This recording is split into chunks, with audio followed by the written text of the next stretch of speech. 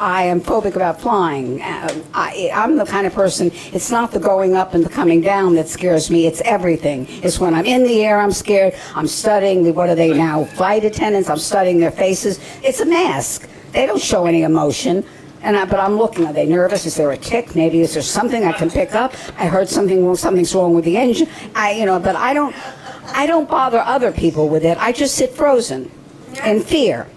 And someone said, well, what are you so scared of about flying? Everybody's a smart aleck. If they don't have the fear, why do you have it? I have it because I have it. I have a lot of, let's talk about your neurosis. Why ask what am I scared of about flying? I'm scared of a fiery crash. What do you think I'm scared of? Okay? Are you scared that a peanut will get caught in my throat and I'll choke? So I'll be dead when we're going down from the peanut. It'll serve me. It was absolutely insanity. So I'm having dinner with a friend one night. I haven't moved in 55 minutes, and I think I won't be able to unlock my legs now. What it feels like. Have to do a little exercise with the arthritic knees. By the way, this is National Arthritis Month.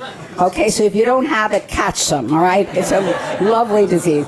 So I'm having dinner with a friend, and she tells me that unexpectedly, this is all true, unexpectedly she inherited $1 million.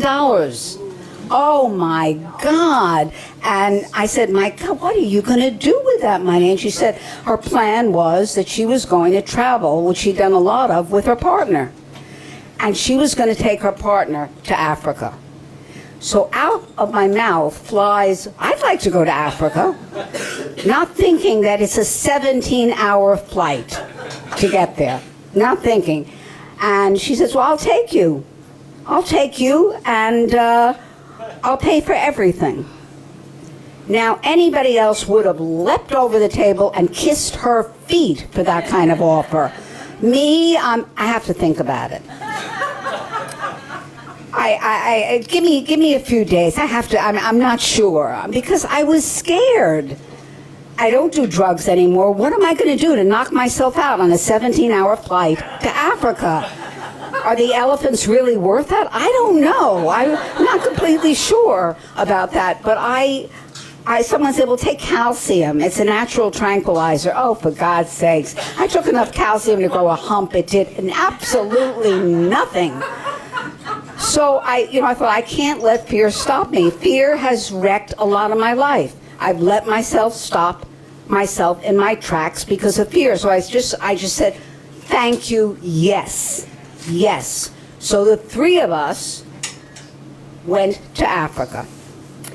And there's just, amazing stories. You really see animals where they belong, and they're still there, and we weren't in countries we were in Zimbabwe, which was basically just breaking out into the war, and in Botswana, and the Cape of Good Hope, where you go high up and there's such wind and there's a big sign, wind could blow you off this, and I'm holding on. My friend has a picture, I'm holding on, my hair is going down. Panicked for half the trip, but we stayed in one place that had a Jeep that could take you, only one Jeep that could take you out at night, and the animals come out at night. So you want to, you want to go. And we were a group of, I don't know, about whatever we were, 7, 8, whatever there were. And so we had to break the group up, and they said, choose what night you want to go, tonight or tomorrow. So I immediately turned into the, 93-year-old whining Jew. Let's go tomorrow. I'm very tired, We've been walking in the bush all day, looking at dung to see if there are any lions around. No, let's go. So, my friend, they were easy, they were nice, and then they said, okay, we'll go tomorrow. The group that went out that night, the Jeep breaks down, and it breaks down in front of 2 lionesses and a lion. Now, the guides were incredible. They were incredible people. And this particular guy just said, don't make any noise.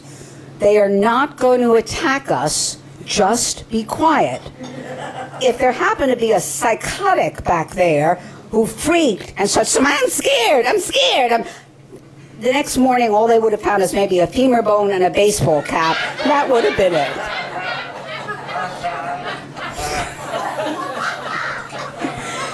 But that isn't what happened. People listened to the guide, and they were quiet, and they were watching these lions, and they talked about it. They're probably still talking about it, but for the rest of the trip, for the schmucks who didn't go on that particular night.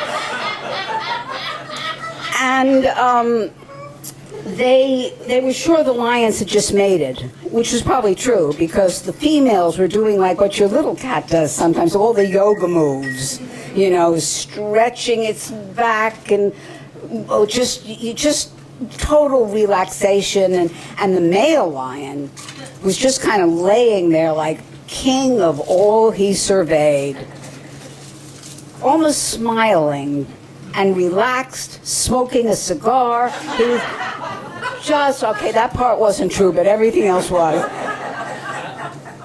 So we went out the next night. And we were sure we were going to see something. I mean, probably nothing as interesting as that, but we were going to see something. And we did. We saw a warthog with a dung beetle on its back, hitching a ride to the next dung beetle setting, whatever.